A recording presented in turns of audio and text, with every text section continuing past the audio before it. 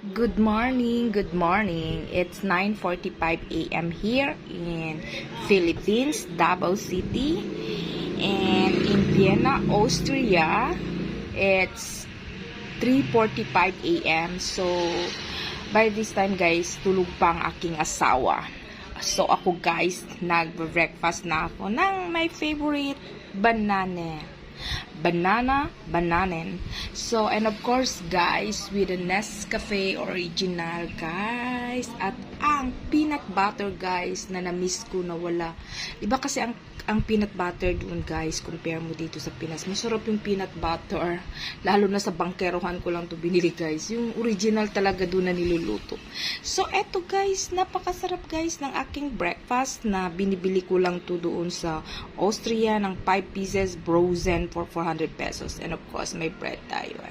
Kain tayo, guys. Babu!